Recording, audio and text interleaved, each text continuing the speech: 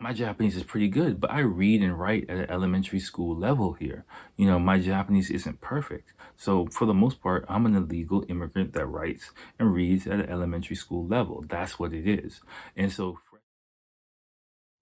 yo, what's going on, everyone? Welcome to episode 153 of the podcast. This is just a straight up review of Black Experience Japan interview I heard that really moved me to speak on international relationships here in Japan. I think it's a real case study of what not to do in a lot of different situations for a lot of different reasons. And I tried to give my unique perspective and on what was going on.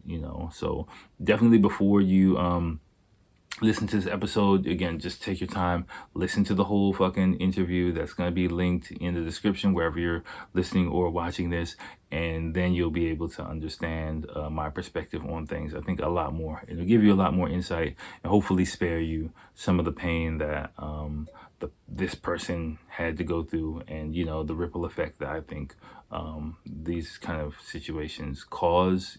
So hopefully karmically I've been able to prevent some crazy wild shit from happening somehow in the universe by sitting through this shit.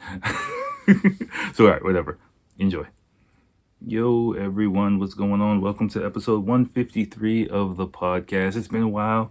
My bad. It's tax season. Can't front. I'm doing taxes, in Japan, I got to do my U.S. taxes. I got to do my Japanese taxes. I got taxes all over the place I got to do. So that's what I've been up to these past couple of weeks. I had some more issues with my dog. My dog was a little mini insomniac for a little while. So he was getting nervous at night. I had to figure that out too. I wasn't getting any sleep for a couple of nights, plus doing taxes, plus doing a bunch of shit.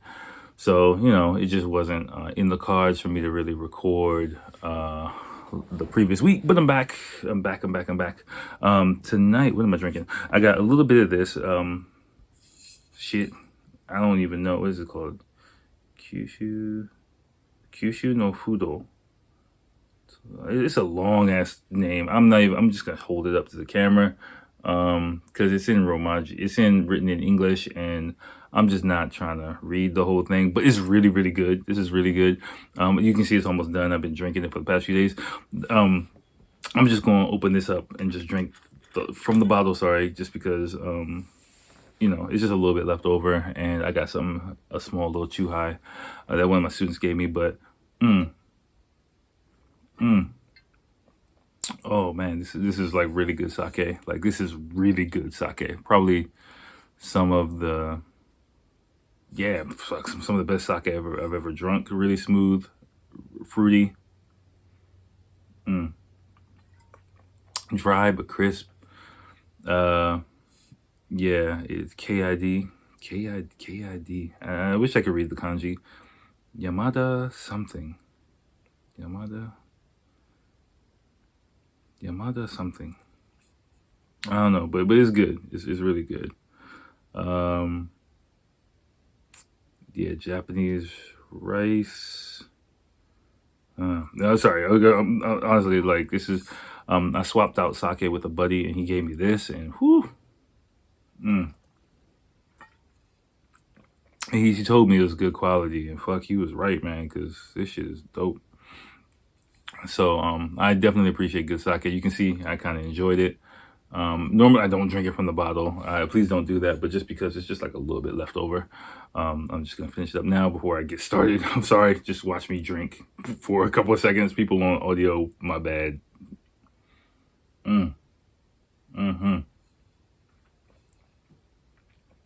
Thank you for that. Ooh, okay.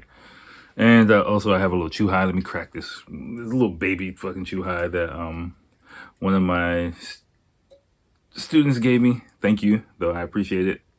Yeah. It's a lemon. This is actually a good chew high, but the chew high you heard me drink before, it's fucking garbage, but this is actually good. It's, really pretty mild, so I'll sip on that while I talk to you guys. So tonight, so my dog has been insomniac recently. I've been doing taxes all over the goddamn place. Like, that's pretty much the main things that have been going on with me these past couple weeks. Let me make sure I am recording correctly. Yes, which I am. Okay, sorry about that. So tonight we're gonna do something different. Like, I've been thinking about this episode. I've been not looking forward to this episode actually, for because what I have for you guys is okay. So a few weeks ago, I was watching interview with a YouTuber, a black YouTuber based in Japan called. He does a YouTube channel called The Black Experience Japan, which is I highly recommend. I'll link to what I'm going to talk about here. Check his site out, subscribe to it. It's really interesting. He's of Caribbean descent, so he has that spin on it as well. Really well done. He puts a lot of time and energy into it, unlike the bullshit that I do, as you know. but um but yeah, he interviewed this guy, a guy named Bones. Really, before I start talking, really seems like a really, really nice guy. Like a type of guy who I would, if I was out, I'd want to have a drink with. I want to have a conversation with. But like his story struck me so much, like I had to record something on it. Just because like I felt bad hearing his situation, but not bad in a traditional way. So basically what happened was this guy, he was sharing his experiences in Japan in international relationships, and he was married twice. Both situations really did not end ideally for him. And he was just kind of sharing his story, what happened and things like that. I'm not gonna retread everything that happened with him. I was thinking like I was gonna rewatch it and take more detailed notes, and I just didn't have the heart to watch the whole thing again. And I'll tell you why. Because basically, like his story, was told from his perspective. But there are three sides to every story. I firmly believe that. There's his side, there's the Japanese side, and there's the truth, which is somewhere in the middle. Now, I'm not saying I'm going to be the truth teller in this, but what I would like to do is add another perspective from his side, because I feel like I'm in the position where I can see all three sides, and not the truth, but neutrally. So I can understand his perspective in this situation, but also I can understand the Japanese perspective in this situation. I believe I can. And, I kind of want to give some perspective from that, because I think his story, even though it was really, really pained me to listen to it, you have no idea. Like I cringed the whole time, because as he was telling his story, I could hear what he was saying. I knew what was coming next. When he would set up an event or a situation, a relationship, I was just like, fuck. I was like, dude, why are you doing this? Because I know what was coming down the line. And so, I kind of want to set this situation in the context, especially talking about relationships with Japanese women and things like that. It's pretty much a story of what not to do on so many levels. And I'm going to break it down on a lot of different levels, for people who are thinking after the pandemic is finished, who come to Japan, or who, are in relationships or dating someone now, and like, drop some gems, spit some of the game that I've observed, I've heard, and some advice that I can kind of give to some of my coworkers or people around me currently. And I think this is really an important case study in a lot of the different things that I think about, talk about, and some of the advice I give to people. So before I get started with this, if you haven't, it's a long interview. It's a long interview. It's a long story. It's like an hour-long interview. I encourage you, before you go through my review of this, stop, take your time, and listen to his story. Just so that you have some context. Because I'm not gonna go through all of the events of what he's talking about. I'm just gonna give my breakdown of it, and I think that will make things go a lot smoother for you. And just all around, because honestly, I'm getting like fucking chest pains even thinking about watching. I wanted to watch the whole thing again and take notes as I watched, but I just couldn't do it. I just couldn't do it, sit through it again, because again, like his story is. Please think, like, as you're watching it, it's not an easy story to listen to, but also for me, it's times three, because I can also imagine what's going on in the Japanese side, his side, plus what both sides aren't doing. I just felt like I was just like in the middle of that shit. Like, so it was just like, ugh. Okay. Of course I got my pad here, my memo pad. So pretty much, and again, like, please don't get this misconstrued. I really went back and forth about doing this because he's a black man, and again, he really seems like a really chill kind of dude. So anything I say here is not to bash him at all, like, not to talk down on him at all. Like, it's just really to give some context to his situation, and hopefully give some advice to some of you guys out here that would help you guys prevent some of the pain that he had to go through. And I would hope that if he does have a chance to listen to this sometime in the future, you will understand why I'm doing this. Again, it's not to bash you at all. If there is anything that might come across as negative, it's not negative. It is more of, yeah, fuck it. I'll just explain whatever. You know what I'm saying. All right. So to set things up, if so again, stop, listen to it. Okay, I'm assuming that you all have listened to. I need a drink for this. Hold on.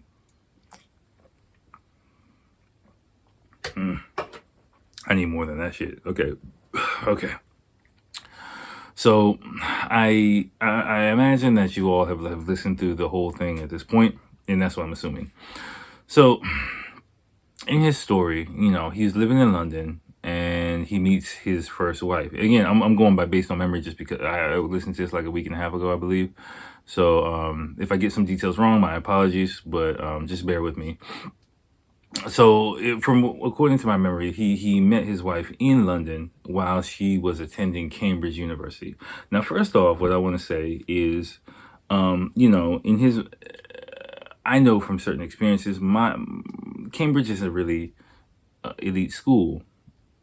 My first assumption, hearing that she went to Cambridge, not knocking her at all, but she did study abroad at Cambridge or did a language school within Cambridge University, but not like accepted into like elite Cambridge University type situation. It's kind of what I'm thinking, just because how the time that she was there, the circumstances that they met, from what it sounded like, that's what the feeling that I generally get. The type of girl it kind of seems that she was.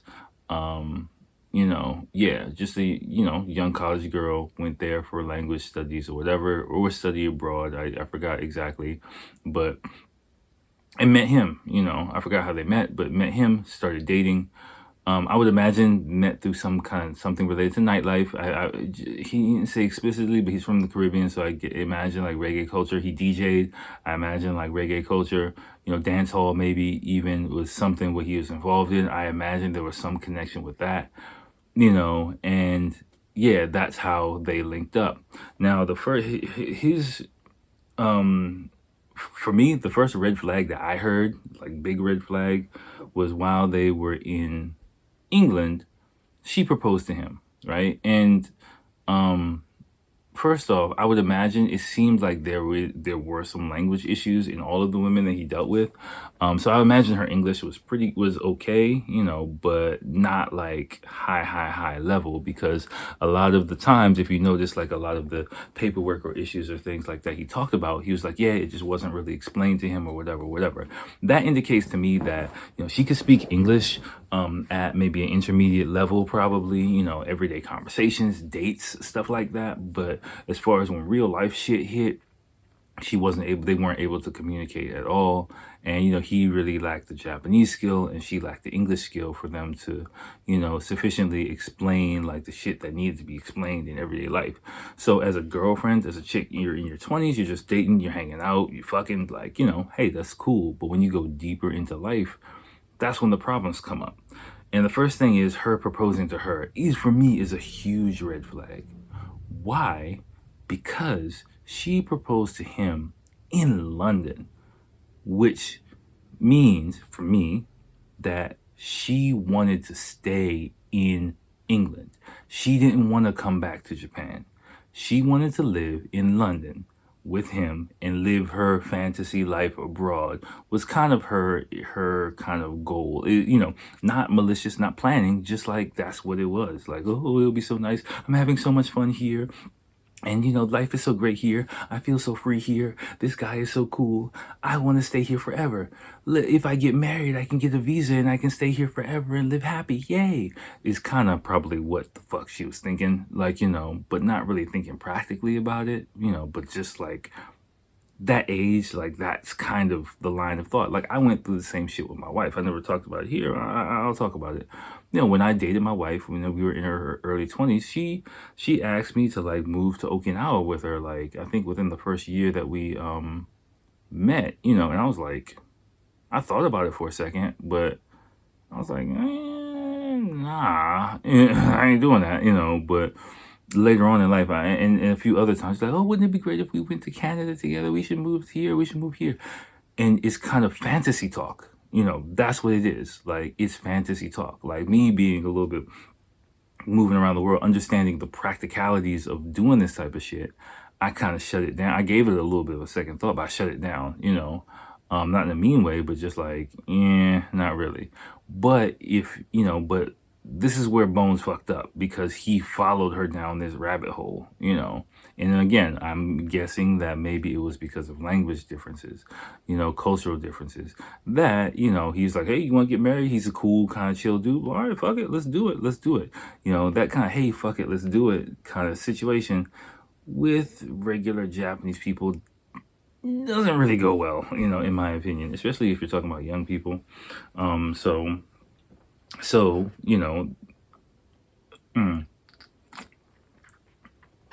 but I would imagine, she might not have been able to communicate exactly that she wanted to stay in England, and they ended up moving back to Japan, right? Now, I believe when they moved back in Japan, this is where I can't remember exactly, like they got an apartment or some shit like that. I can't remember if they lived with his first wife's parents or whatever, but whatever, they were living together. Now, him living together, it seemed to me like, he came to Japan and was just like, fuck it, roll the dice, whatever. But, he was DJing and he was just relying on DJing, which isn't really gonna pay the bills. Of course, like if you're in the West, like, hey, you might be living out your dreams and keeping your dreams alive and trying to do it. But remember, I said Japanese people can give a fuck about your dreams, right? I've said this before, and this is one of the situations that's true. Remember, Japan is very much not about tomorrow, it's about today. What is happening today? And so what I believe happened is, when the reality of everyday life in Japan hit, and she's got to explain to her parents how she suddenly came back from London married to this fucking foreign dude who's a DJ.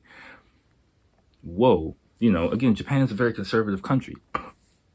And just like him being confused why he of course he met the mom. I believe he met the mom in both situations. I believe he meets the mom and the mom's like cheerful, hey, whatever. Remember, the mother is a social lubricant, right? So the mother's always going to put on a positive face on everything. Whenever you meet a Japanese mom, you're going to think she loves you and she is your best fucking friend in the world. Even if in her mind she's like, oh fuck, this dude is trouble for my daughter, she's going to put a positive face on it to create an atmosphere that is the social lubricant between her daughter and the husband. That's her job, to make the atmosphere as easy as possible. Even if she's in the camp of, yeah, fuck this dude.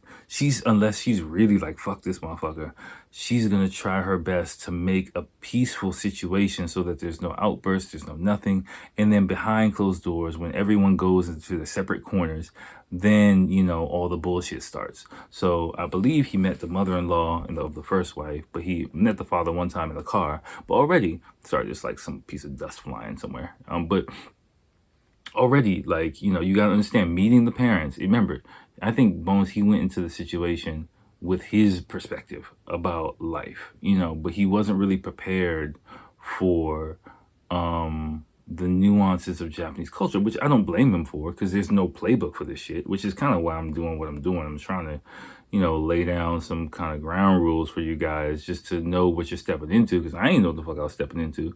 But the good news is, like, I had some situations in my college life and things like that, like I won't even get into, but kind of made me be a bit more open-minded to culture shock. And I basically I got all that out of my system beforehand. So even though I was wild as fuck when I came here, I had already been out of my element for basically almost half a decade in college. So I was already more comfortable slipping into Japanese society and figuring out my place and understanding the lay of the land. I didn't come in here with of course I did to some extent, but you know,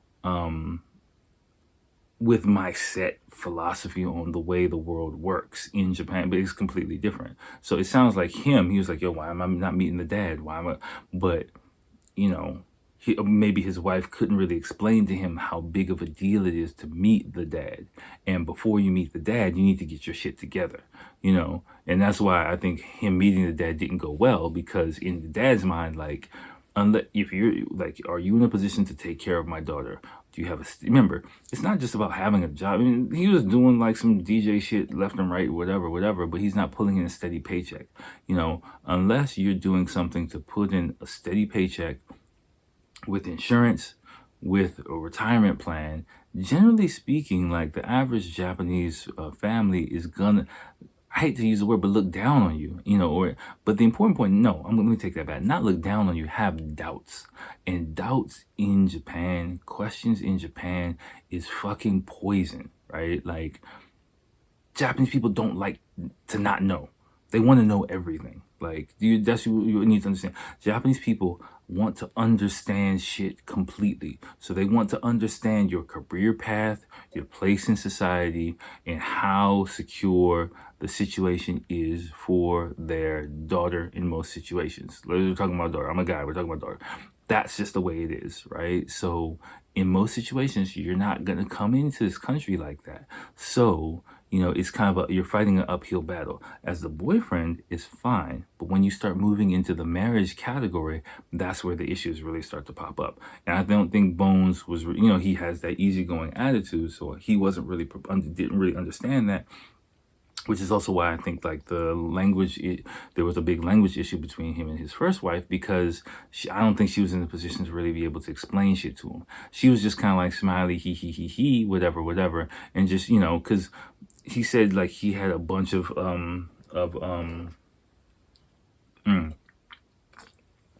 divorce papers. And yes, Japan, marriage and divorce are very simple. It's just a piece of paperwork, that's all it is. It's just a piece of paperwork, one sheet of paper to get married legally, at the city office. So, but the mother-in-law giving him all the divorce papers, giving her daughter all of the divorce papers, means, like, every time she sees the mom, like, you really need to divorce this guy. You really need to divorce this guy. Not because he's a bad apple, but because he can't provide you the stable life that we want you to have. That's what it is. That's what it is. I mean, she think about it from the parents' perspective, because more than likely the parents paid for her to go to London. You pay for your daughter to go to London. She comes back with a fucking DJ. I mean, not even saying he's a black guy, but just he's a DJ. Basically, the way you gotta think about it, she comes back with, basically an illiterate, jobless immigrant. That's what it is from their perspective. And what I mean, I'm not saying he's illiterate, calling him stupid or anything like that. I'm an illiterate immigrant. If you think about it, remember, I said my Japanese is pretty good, but I read and write at an elementary school level here. My Japanese isn't perfect. So for the most part, I'm an illegal immigrant that writes and reads at an elementary school level. That's what it is.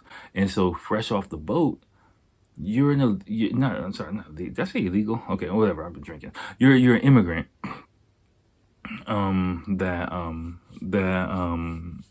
has come into this country, and you can't speak the language. You can't write the language. You can't read the language. You can't communicate with her parents. So as parent, you don't have a steady job.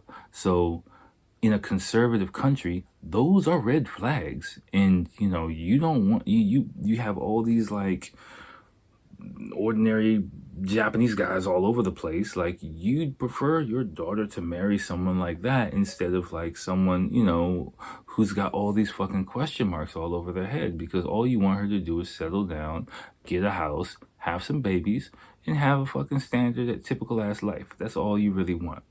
So, I could understand why the father-in-law had a negative impression of him automatically, because before you meet the father-in-law, it's better, ideal, for you to have your situation set.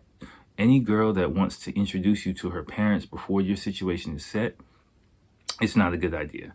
And I mean, like, I met my in-laws early on because we lived so close because of proximity, and I think I'm the exception to the rule just because how well the situation went. But I've heard some stories where it hasn't gone so well, and I can imagine from the Japanese perspective why it wouldn't go so well. So just if you are in a relationship and your girlfriend doesn't want, that is a very big deal. Your girlfriend introducing you to her parents, especially her father, means, hey, mom and dad, this is the guy I want to marry. That's what she's saying to them.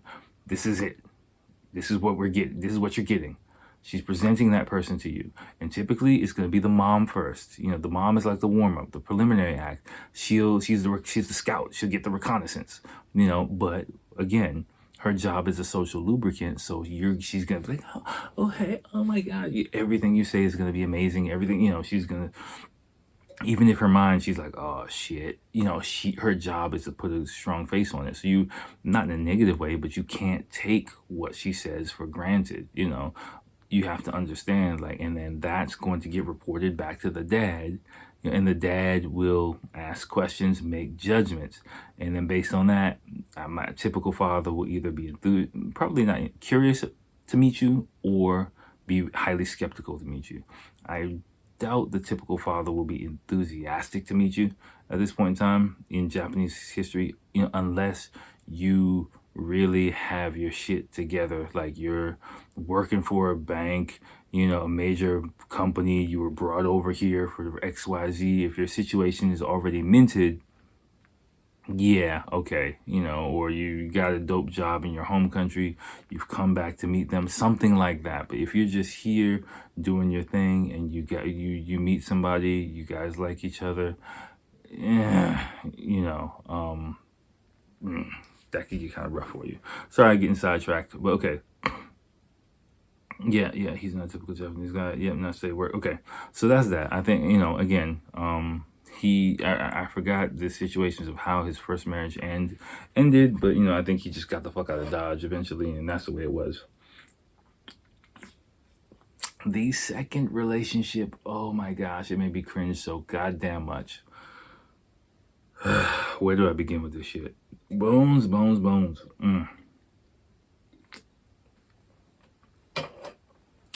Part of this shit was your fault, man. A good amount of this shit was your fault.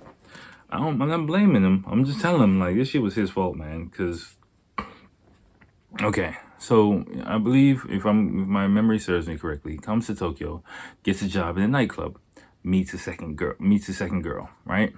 First red flag, again, my image tells me he was working at a reggae club as staff and met her, I think, eventually. So, which means, like, he wasn't making a whole lot of money, but maybe making enough to survive. And meets this girl who likes him, of course, because he's the cool guy working at a nightclub, of course. Like, you got a little style. I told you, if I go to any club related to black people, related to black culture, I'm automatically the man. I automatically have girls sizing me up as soon as I hit the fucking door. That's what it is. But I know better than to understand that these girls are only looking at my visual aesthetic. It's like, I'm a fucking, for the most part, I'm similar to a pair of shoes. I'm similar to, a hat or an accessory. It's like, oh, wow, that would look so great on me. That would look so great on me, on top of me. No, but literally on my arm, walking down the street, not using me, but it's a superficial type of relationship. And hey, he got into that type of relationship, and, He fucked up because he got her pregnant. That's where he really fucked up. Again, as the boyfriend, is cool, but her reaction said it all. She started crying and freaking out because she knew. As soon as she got pregnant, shit got real. Her Japanese practicality kicked in, and she instantly knew that they were in no position to provide for that baby. That's why she was freaking out. He was happy. He was like, oh, great, whatever. In the West, yeah, we'll figure it out together. We're partners. But in Japan, it's different. It's different. She knew she was in deep shit with her parents. She knew she was in deep shit money-wise, and she knew she was in deep shit with him because of their language difference, which is more than likely present. So she knew all around she was in deep fucking doo-doo. That's why she freaked out, right? So I believe they started living together, and this is where this is where it gets kind of murky for me, because somehow he started living with the in-laws. And again, for me, I believe he lived with the in-laws because the parents-in-law understood this guy doesn't have money to provide a stable family for her. Fuck, we gotta take her in. We gotta take him in, because there's no, she's crying to her parents, like they're like, her mom, they're like, what are you gonna do? Fuck, I don't know. Fine, fuck, come live with us. But of course, Bones doesn't really have. He seems like he couldn't really see it from that perspective. He's like, oh great, wait, we have a place to stay. We're all a happy family. Great, but Nabra. Them taking you in is automatically a strike against you. Automatically a strike against you. Like I've had situations where, and even my situation now, I'll say now, like we're living together and things like that. It's gone very smoothly, but this is the rare exception. I'm a very rare exception, I think. Just the quality of the relationship with me and my wife's family, just how everything has gone down without a fucking hiccup. Like, yeah, I mean, I went through like one thing when in the time where I was in a down period, but that was more me psychologically, getting my shit together. But as far as like their questions about me, that has never really existed. It's more of like, thank you for coming, into our daughter's life. And I don't think that was really typical at all. So yeah. So him living with and the father-in-law, if I remember, he was a bucho, which means he is kind of like a department manager. Excuse me. Pretty, whatever type of company, he was pretty high up, probably had some money, some status, whatever. But yeah, he was talking about the mother, the father, and the mother kind of basically living separate lives. That's what happens in these typical relationships, if you think about it. Because the father-in-law, he retired. He up to this time, I hear this shit all the time. When he's working, during his working life, he was running shit in his company, which means, he was bringing home the bacon, which means he was gone most of the time. He could do whatever the fuck he want. He could boss his wife around, give me some food, give me some this, I like that, whatever. Hey, he brings home the bacon. He's gone most of the time. No problem. Fine.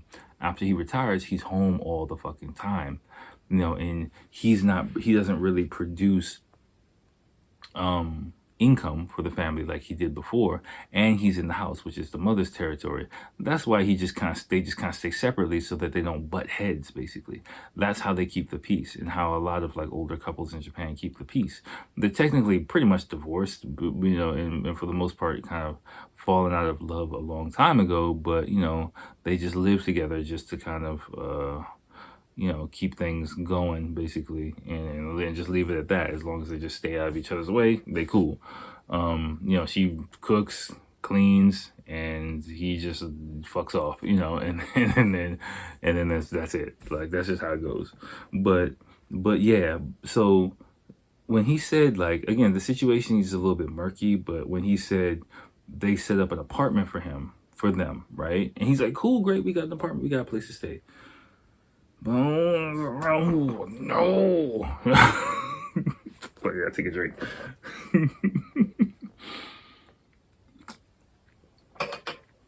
That's trap number 2.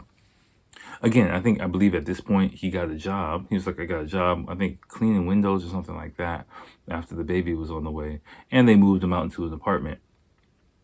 First off, he's got a job, but a job is not a job and a job in Japan are very different. From my impression, the job that he got was kind of like a hakken job or like a day labor type situation. They call him, say he has some work, he goes to work for the day, gets paid. That is not a job. So again, think about it from a Japanese perspective. Your daughter, first off, meets this guy who's divorced already.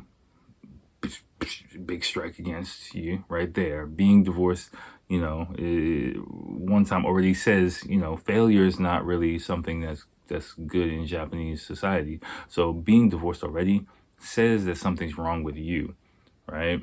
It's changing a bit, but generally speaking, that's kind of traditionally what it is, right? And because the dad's situation is a bucho, I would imagine like that's kind of the thinking that they have. They probably have some study status, they probably have some money, so automatically they're thinking, okay, something's wrong with this guy. 2, he's a DJ. 3, he's a foreign guy. 4, he doesn't really speak Japanese. 5, he knocked up my daughter, and now they have to get married. So, and 6, because he doesn't have any money, he has to come live with us. That is not a recipe for success at all, especially in Japan. And because there's a language difference, and because Japanese people are non-confrontational, they're not gonna bring this shit directly to him. It's gonna look all good on the surface, but whenever he's not in the room, those conversations, when the fuck is he getting out of here? When the fuck is he finding a real job? What the fuck is going on? All of those conversations are going on behind his back, which he doesn't see. All he sees is people smiling, people, because they don't know how the fuck to deal with him. He's just like an alien walking around their house, like invading their privacy. They don't know what the fuck to do. And again, I'm not saying this to bash Bones. I understand. You're in a foreign situation. You don't know what's going on. You're trying to make the most of it. Life threw you a curveball and you're just rolling with it. But, I just kind of want to give this perspective for you guys listening so that you guys can prevent these type of situations from happening, especially because once a child is put into the mix, especially if you're not like a fucking deadbeat, you're really thrown to the wolves kind of. And if you don't have a basic understanding of Japanese communication, Japanese culture, and your feet on solid ground, you're kind of at the mercy of wherever this shit takes you. And this is kind of the chaos that really comes with it. And I was talking to my mother-in-law about it, and basically she was right. She was like, I just kind of summarized the situation pretty much, and she was like, yo, it's not only about she said something really, really intelligent. She was like, it's not in Japanese, of course, but she was basically like, yo, it's not only about personality, it's not only about international relationships, personality. It sounds like in their relation, like they had a personality clash on top of being in a cultural clash. It's Japanese people who don't get along with Japanese people, so I can imagine that their situation, even if culturally they had some issues, plus personality wise, it seemed like they clash. It's just a recipe for disaster. And I think that I was like, yeah, that's a really, really important point, which I want you all to think about it as well. He just chose bad chicks, man. And I think the nature of how he met these chicks, the second one definitely he met in the nightclub. The first one he probably met in a similar type situation. And they were attracted to his flavor, his style, but in their early, probably mid 20s, you know what I'm saying? Like, you gotta be, if you're gonna have some fun, have some fun. Just be careful. Don't shoot up the club. Don't do, anything like that unless, because just don't bring any, like, those type of kids in the situation, because it's tough for him. And me and my mother, I feel bad for his kid. I think he had a daughter.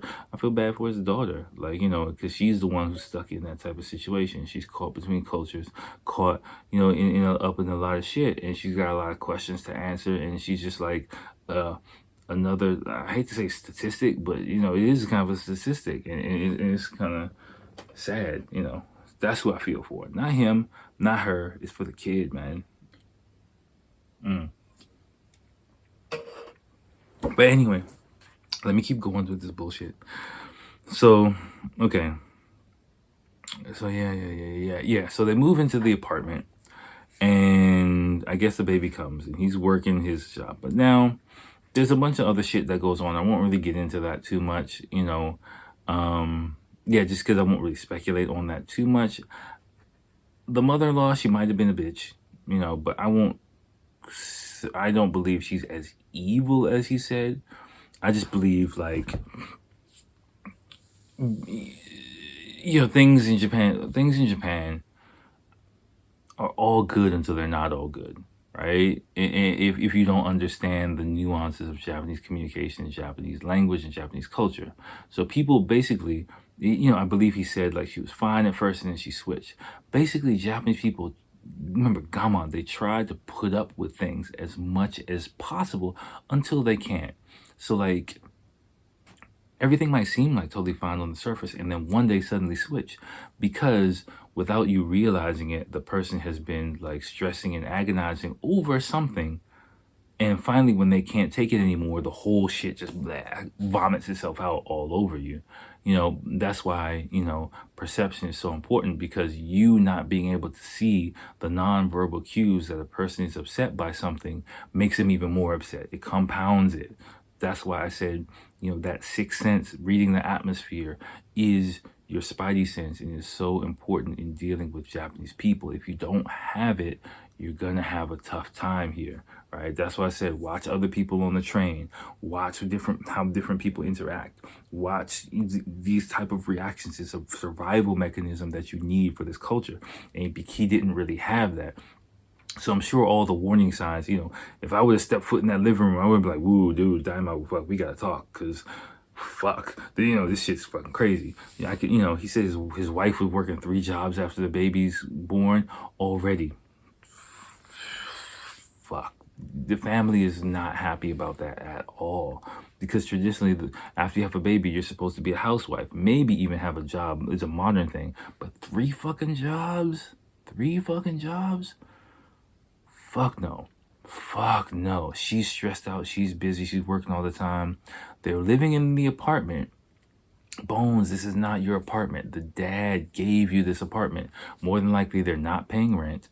If they are paying rent, they're paying a little bit of rent, which is under the rate of what a normal tenant would be paying. So, which means, like, automatically, if you're paying under, he's doing you a favor, which means you're not living up to your responsibilities as a man inherently. That's a recipe for disaster. You know, I understand, like, yo, we got a house, we got an apartment, great, it's all good, but no, it's not, and it's not your place, because they own it, you don't own it.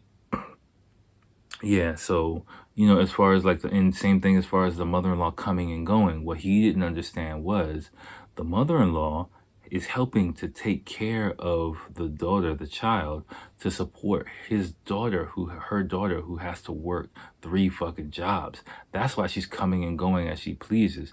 That's why, you know, she's handling everything with the daughter. Like, you know, of course, he's like, this is my daughter, I want to take care of it. But in her mind, it's like, yo, I'm taking care of this baby while you're fucking out of the house, and while my daughter's ripping and running all over the street.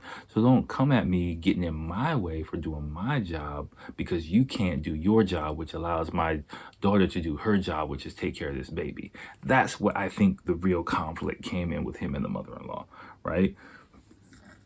She also might have been a bitch too. I don't know, but just that dynamic right there, like off the rip, like, is just a recipe for fucking chaos automatically. And him not being able to understand, like, the mother-in-law is not really butting in and not like kidnapping your baby so much, but she's picking up the slack for something that you can't do as a man, is kind of what was really going on, you know, is what I saw. Yeah, and which was uh-oh.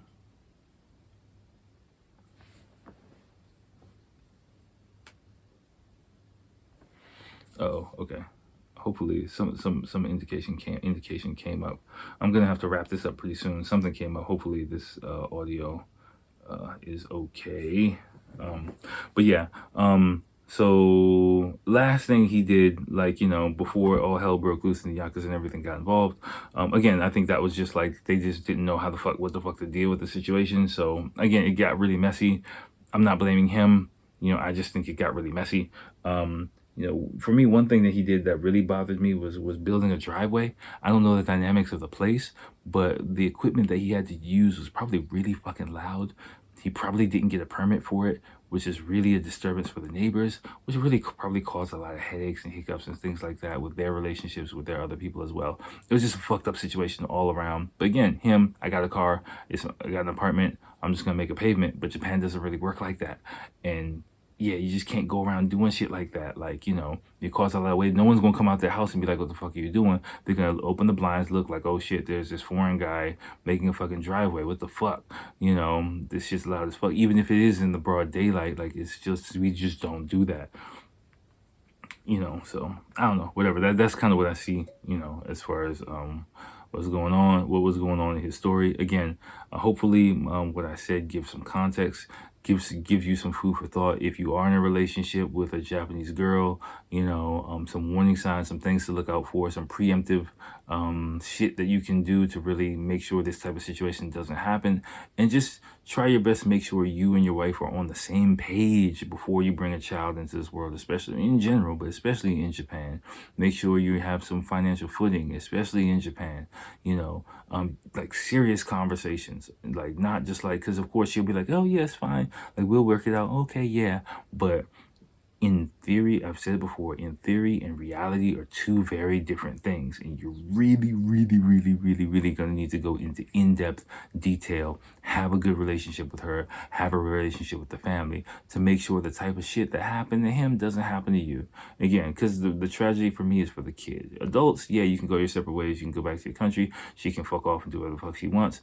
But at the end of the day, you have a kid who stands out because she's half black, who is not really able to connect with her father, a whole complete side of herself, and who's gonna have to, have a mom who can't answer a lot of those questions that she's gonna have, about herself and her place in the world, and I've seen like how that case ends up a few times, and I didn't like that picture at all, and so not everyone, but just it's tough. It's tough, and hopefully this shit can avoid some of that, in some way or some form. So I'm just gonna leave it right there. Next week, I'm not. Again, the past 2 weeks I've been on some heavy shit. I'm gonna try and come up with something a bit lighter for the next episode. But shout out to Black Experience Japan. For sitting through it. I was just cringing the whole time, like rolling around in my fucking chair. He's a better person than me. I'd be like, oh, dude, what the fuck? but yeah. So all right, y'all. I'm gonna leave it there. And I'm gonna holler at you next time. Peace.